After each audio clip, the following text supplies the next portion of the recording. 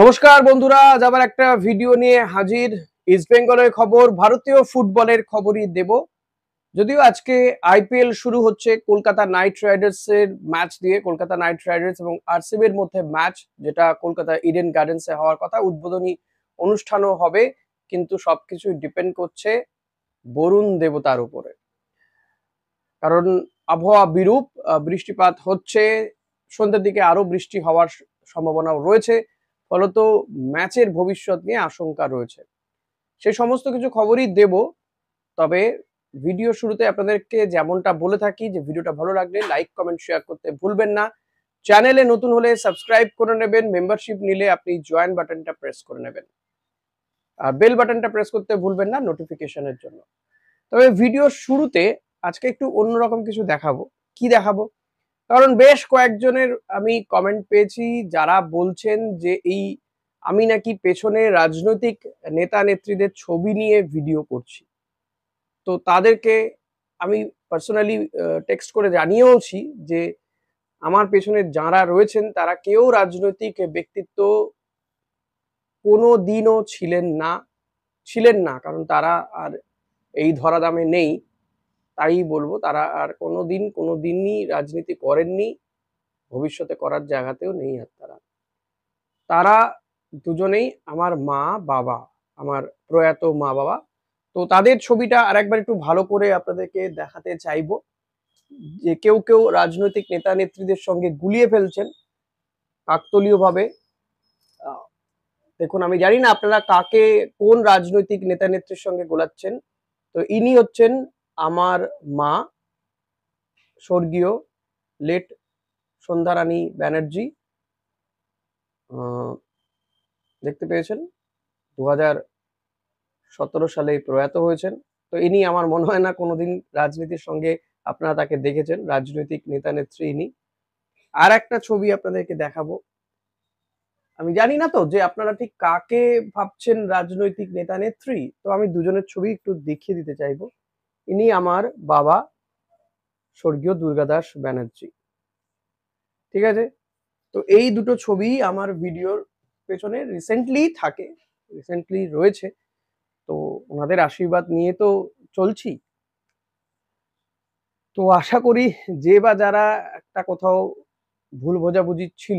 ভুল বুঝছিলেন, তারা আজকের পরে আর এই ভুল বোঝাবুঝির থেকে বেরিয়ে আসতে পারবেন।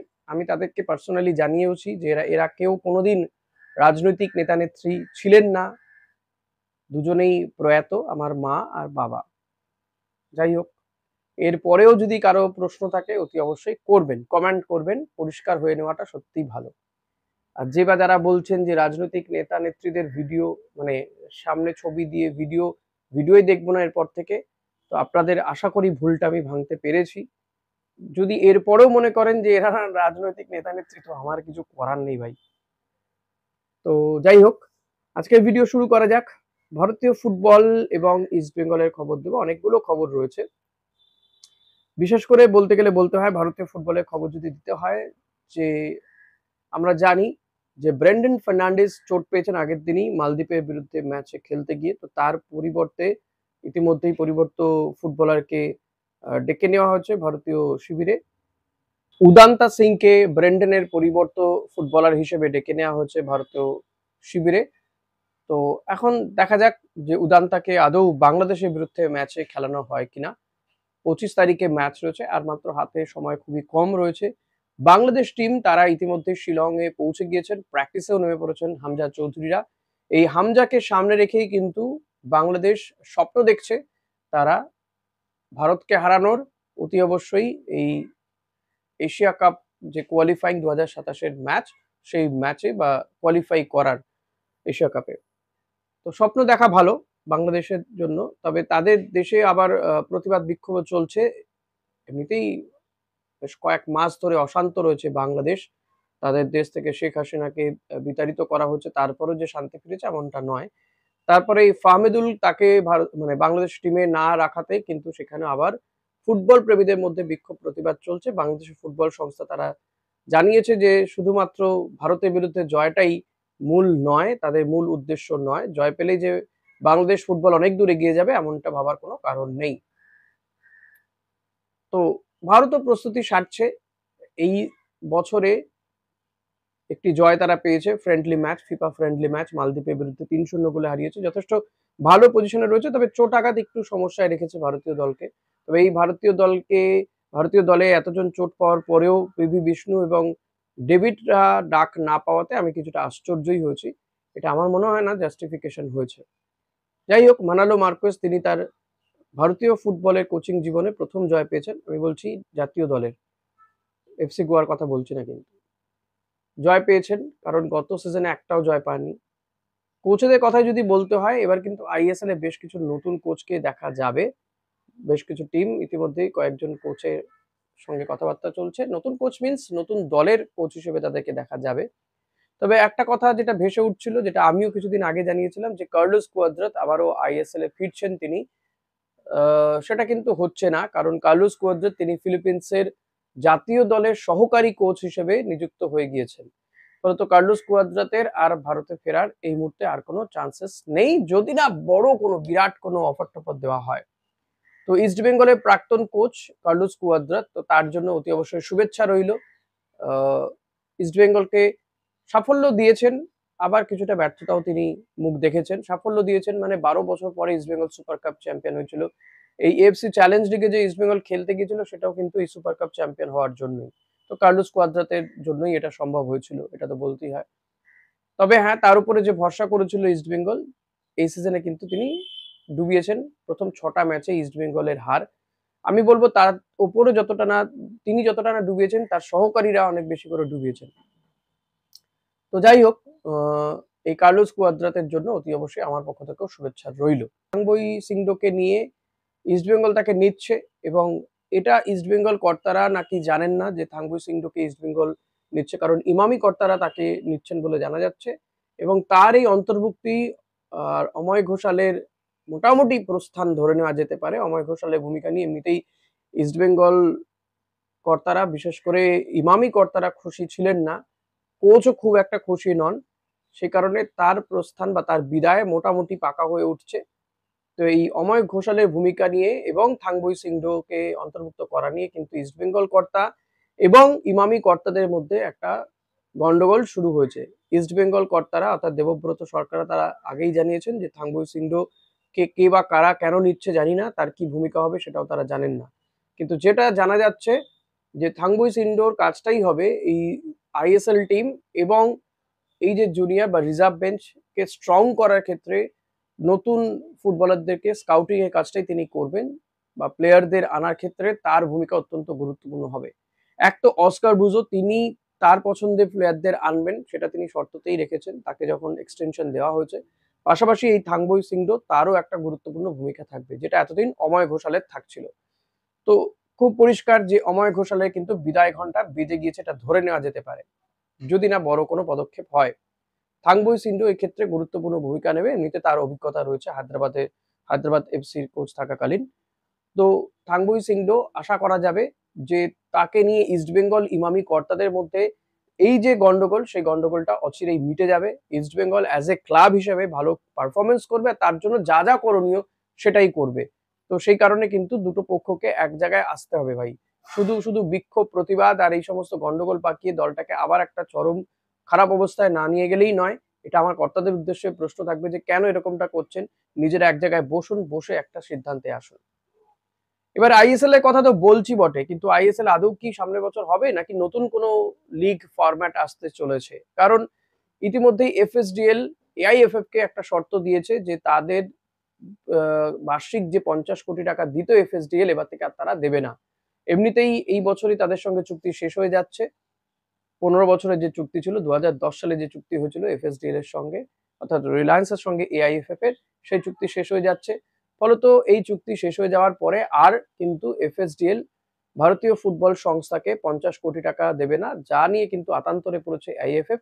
কিছুদিন আগে তাদের একটা মিটিং হয়েছে, কলকাতাতেই মিটিং হয়েছে, কল্যাণ চৌবেরা মিটিং করেছেন, এবং তাতে মোটামুটি তারা আইএসএল কে ছেঁটে ফেলে অন্য আরেকটা লিগ করার ভাবনা চিন্তা করছে, যেখানে ১৬টা দল থাকবে, যার মধ্যে আইএসএল এর ১০টা দল এবং আই লিগ থেকে ৬টা দল, এরকম করে একটা লিগ করার চেষ্টা করা হচ্ছে।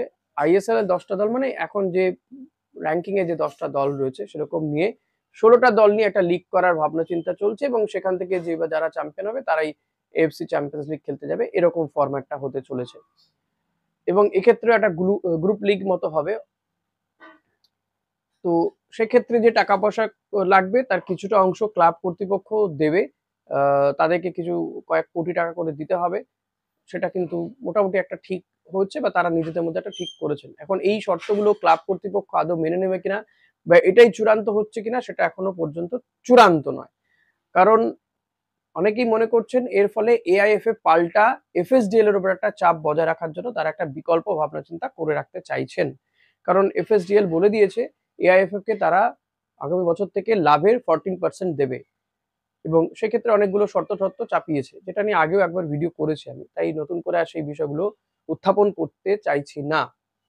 এখন পাল্টা এআইএফএফ তারা নিজেদের মধ্যে একটা মিটিং করে পাল্টা একটা লিগ করার ভাবনা চিন্তা করছে আইএসএল কে বন্ধ করে দিয়ে। তো সেটারও কতটা কি ভবিষ্যৎ, এটা নিয়ে কিন্তু একটা চিন্তা রয়েছে, আশঙ্কাও রয়েছে।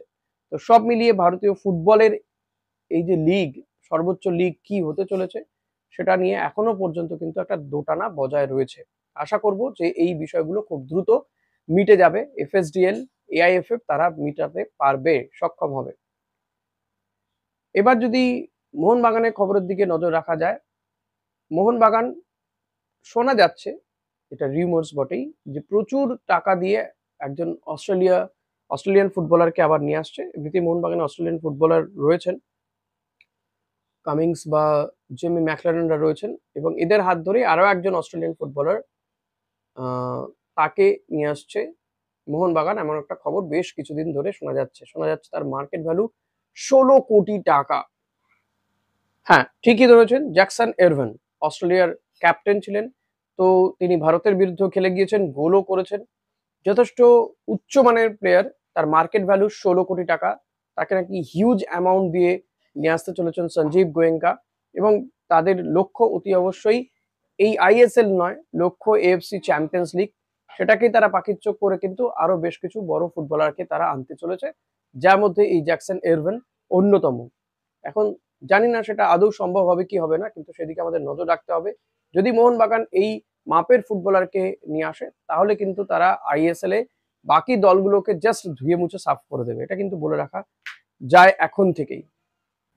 এদিকে ইস্ট বেঙ্গল তারাও কিন্তু ঘর গোছাতে শুরু করেছে, তবে বেশ কিছু সমস্যায় জর্জরিত হয়ে যাচ্ছে ইস্ট বেঙ্গল আবারও। আশা করব সেই সমস্ত সমস্যাগুলো মিটিয়ে ফেলবে, এবং খুব দ্রুত ইস্ট বেঙ্গল সুপার কাপের প্রস্তুতিতেও নেমে পড়বে, প্র্যাকটিসে নেমে পড়বে। এখন ছুটি কাটাচ্ছেন ফুটবলাররা, প্রত্যেকেই বিদেশিরা যে যার দেশে চলে গিয়েছেন, ভারতীয় ফুটবলাররাও তারা তাদের বাড়িতে গিয়েছেন। তবে এর মধ্যে জিকসন এবং নাওরেম মহেশ তারা ভারতীয় শিবিরে রয়েছেন, তারাও ফিরে আসবেন ম্যাচ হয়ে গেলেই। তবে তারা হয়তো কিছুদিন ছুটি পেতে পারেন, বাড়িতে যাওয়ার জন্য ছুটি পেতে পারেন। তো এই সমস্তগুলো মিটে গেলেই কিন্তু ইস্ট বেঙ্গল এই মাসের শেষের দিকে অর্থাৎ 27-28 তারিখ করে আবারও প্র্যাকটিসে নেমে পড়ছে। প্রায় 1 মাস মতো সময় পাবে সুপার কাপের জন্য। সুপার কাপ কিন্তু পাখির চোখ, এই মুহূর্তে দাঁড়িয়ে আর কোনো ট্রফি তো নেই ইস্ট বেঙ্গলের সামনে। তো এরপরেই ইস্ট বেঙ্গল কিন্তু ইতিমধ্যে বেশ কিছু ফুটবলারের সঙ্গে কথাবার্তা বলছে, ভারতীয় এবং বিদেশি ফুটবলার, যাদের মধ্যে কিছু নাম আপনাদেরকে আমি ইতিমধ্যে জানিয়েছি। আরেকটি নাম ভেসে উঠছে রোশন সিং, তার নাম ভেসে উঠছে, আমি জানি না, এ ব্যাপারে আরেকটু খোঁজ খবর নিয়ে আপনাদেরকে জানাতে পারবো। তবে দেখা যাক শেষমেশ কি হয়, কে বা কারা কাদেরকে নিয়ে আসে। পাশাপাশি মোহামেডানের যিনি আর্জেন্টাইন ফুটবলার রয়েছে তাকে আরেকটি ক্লাব বা আরো দুটো ক্লাব তাকে পাওয়ার জন্য প্রস্তাব দিয়েছে বলে জানা যাচ্ছে, যার মধ্যে অন্যতম হায়দ্রাবাদ এফসি। এরা কিন্তু তাকে চাইছে, যদিও তার স্কিল হিসেবে ভালো, বাট তার পাসিং বলুন বা অ্যাসিস্ট বা গোল, একটা মাত্র গোল করেছে সে। তো